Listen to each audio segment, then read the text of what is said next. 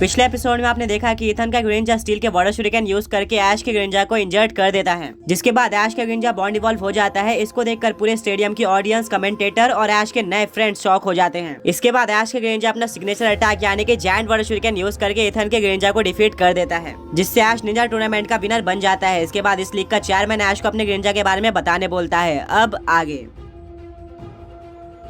ऐश बोलता है मेरा ग्रेंजा फ्रोकी के फॉर्म में फॉरेस्ट में रहा करता था अपने फ्रोकी के ग्रुप के साथ, बट वो सारे फ्रोकी से बिल्कुल अलग था। उसको बाकी फ्रोकीज पसंद नहीं थे और वो हमेशा बैटल करने में इंटरेस्ट रखता था, इसीलिए फ्रोकी हमेशा उस ग्रुप से अलग रहता था। इसके बाद प्रोफेसर ओक उसको अपने साथ लेके आ गए ताकि वो न्यू ट्रेनर्स को फ्रोकी स्टार्टर पोकेमॉन की तरह दे सके। फ्रोकी काफी सारे ट्रेनर्स के साथ गया, बट वो हमेशा वापस आ जाता था। उसको अपने ट्रेनर्स पसंद नहीं आते थे और उनका कैरेक्टर भी अच्छा नहीं लगता था। फ्रोकी को हमेशा से एक ऐसा ट्रेनर चाहिए था जिसके साथ रहकर उसकी पावर्स इंक्रीज हो जाए और वो अपने मैक्सिमम लेवल तक पहुंच पाए, बट उसको अनफॉर्चुनेटली कोई भी ऐसा ट्रेनर नहीं मिलता है। काफी सारे ट्रेनर्स आए और गए, बट फ्रोकी हमेशा प्रोफेसर सिकमोर के पास वापस आ जाता था। इसके बाद मैं फ्रोकी से मिलता हूँ और फ्रोकी मुझे काफी ज्यादा पसंद करना स्टार्ट कर देता है और फ्रोकी मुझे चूज करता है अपने ट्रेनर की तरह। ये सबसे पहला ऐसा पोकेमॉन था जिसने अपने ट्रेनर को चूज किया था, ना कि ट्रेनर ने उसको चूज किया था। इसको देखते हुए प्रोफेसर सिकमोर ने फ्रोकी मुझे दे दिया। शुरू में फ्रोकी बिल्कुल नॉर्मल होता है, इसके बाद वो फ्रॉगेडियर में इवॉल्व हो जाता है और फाइनली ग्रिंजा में इवॉल्व हो जाता है। ओलंपिया जो कि कैलोस की एक जिम लीडर है, उसने मुझे पहले ही बता दिया था कि मेरा फ्रॉगेडियर आगे जाकर एक स्पेशल पोकेमॉन होने वाला है और ऐसा होता भी है। फ्रॉगेडियर जब ग्रिंजा में इवॉल्व हुआ था तो उसके इवॉल्व होने का तरीका बिल्कुल स्पेशल और यूनिक था। वो एक वाटर टॉर्नेडो के बीच में आ गया था एंड उसकी पावर काफी ज्यादा इंक्रीज हो गई थी।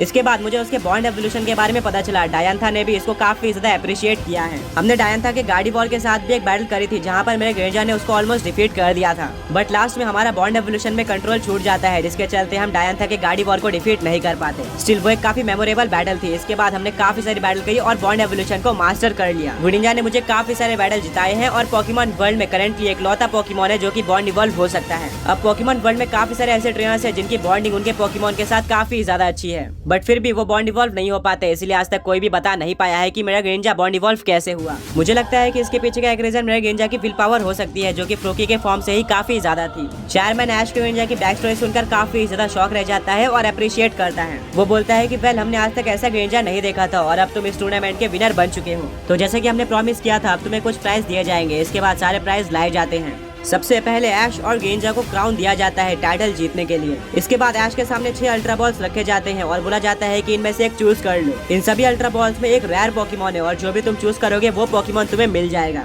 ऐश एक अल्ट्रा बॉल चूज कर लेता है। इसके बाद ऐश को कुछ पोकेमॉन फूड दिया जाता है और साथ में ग्रिंजा के लिए कुछ आइटम्स दिए जाते हैं जो कि उसकी पावर इंक्रीज कर सकते हैं, जैसे कि लाइफ ऑर्ब। ऐश बोलता है कि इससे क्या होगा। चेयरमैन बोलता है कि लाइफ ऑर्ब एक आइटम है जिसको अगर तुम अपने ग्रिंजा को देते हो तो उसके मूव्स की पावर 30% इंक्रीज हो जाएगी, बट हाँ इससे रिकॉइल डैमेज होने वाला है। तुम्हें ये काफी बड़ा एडवांटेज देगा बैटल्स में। ऐश बोलता है ये तो काफी औसम है। चेयरमैन बोलता है अब लास्ट प्राइज और ये है एक सर्टिफिकेट। ऐश बोलता है ये किस चीज के लिए है। चेयरमैन बोलता है कि वेल हम तुम्हें एक ऑफर दे रहे हैं निंजा सिटी के जिम लीडर बनने के लिए। हम काफी टाइम से चाहते थे कि हमारे सिटी में भी एक जिम हो और पोकेमॉन मास्टर चैंपियनशिप की तरफ से हमें परमिशन भी मिली थी, बट हम एक काफी स्ट्रॉन्ग ट्रेनर ढूंढ रहे थे जो कि काफी स्ट्रॉन्ग हो, उसका बिहेवियर अच्छा हो, उसके पास एक ग्रिंजा हो एंड उसको डिफीट करना काफी ज्यादा डिफिकल्ट हो, जिससे वो हमारे निंजा सिटी को रिप्रेजेंट कर पाए। और इससे अच्छा ट्रेनर कौन हो सकता है। मैं डेफिनेटली कह सकता हूँ कि हमें कभी भी तुमसे अच्छा ट्रेनर नहीं मिलने वाला है, इसीलिए मैं चाहता हूँ कि तुम निंजा सिटी के जिम लीडर बन जाओ। ऐश बोलता है क्या एक ऑफिशियल जिम लीडर। चेयरमैन बोलता है कि हाँ तुमसे पोकेमॉन मास्टर चैंपियनशिप में पार्टिसिपेट करने वाले ट्रेनर्स बैटल कर सकते हैं, बिल्कुल वैसे ही जैसे कि तुमने बाकी ट्रेनर से बैटल करी थी, और ये ऑफर एक वन टाइम ऑफर है। अगर तुम इसे एक्सेप्ट करते हो तो तुम्हें यहाँ पर साइन करना होगा। ऐश काफी ज्यादा सोचता है और वो इस चीज पर अपने फ्रेंड्स यानी कि ब्रॉक, मिस्टी और सरीना से भी टिप्स लेता है कि उसको जिम लीडर बनना चाहिए या फिर नहीं।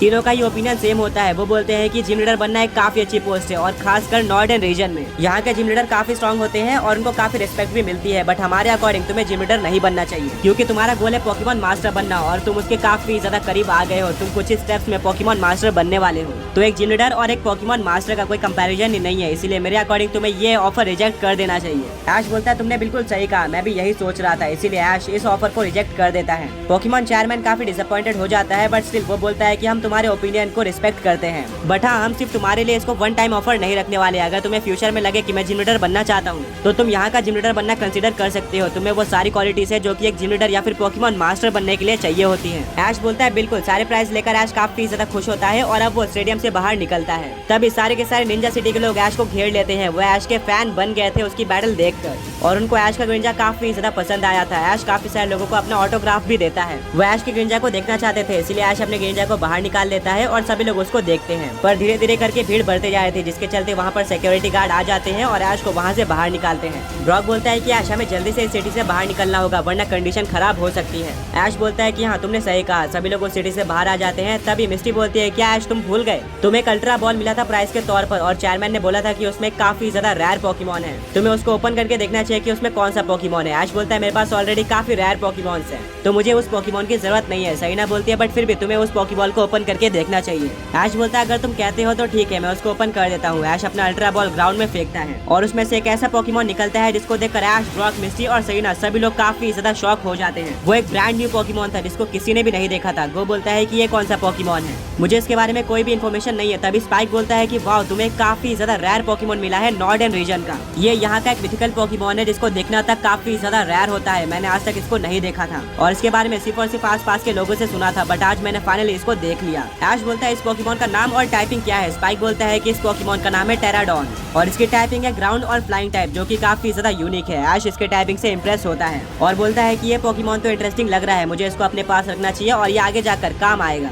स्पाइक बोलता है कि ऐश तुमने अभी बताया कि तुम्हारे पास काफी सारे रेयर पोकेमॉन्स हैं, तो मेरे अकॉर्डिंग तुम्हें इसकी जरूरत नहीं है, तो क्या तुम ये पोकेमॉन मुझे दे सकते हो। मुझे ये पोकेमॉन काफी ज्यादा पसंद है और हमेशा से मेरा ड्रीम था कि टेराडॉन पोकेमॉन मेरे पास हो। ब्रॉक, मिस्टी और सहीना बोलते हैं कि ऐश स्पाइक सही कह रहा है, तुम्हारे पास काफी सारे रेयर पोकेमॉन्स हैं, तुम्हें ये पोकेमॉन स्पाइक को दे देना चाहिए। ऐश बोलता है ठीक है स्पाइक, तुमने निंजा सिटी में मेरी काफी हेल्प करी है और इसीलिए मैं तुम्हें ये पोकेमॉन दे रहा हूँ। ऐश अपने टेराडॉन को पोकेबॉल के अंदर वापस ले लेता है और वो पोकेबॉल स्पाइक को दे देता है, जिसको लेकर स्पाइक काफी ज्यादा खुश हो जाता है। वो बोलता है कि फाइनली मेरे पास टेराडॉन पोकेमॉन आ गया और वो ऐश को थैंक यू बोलता है।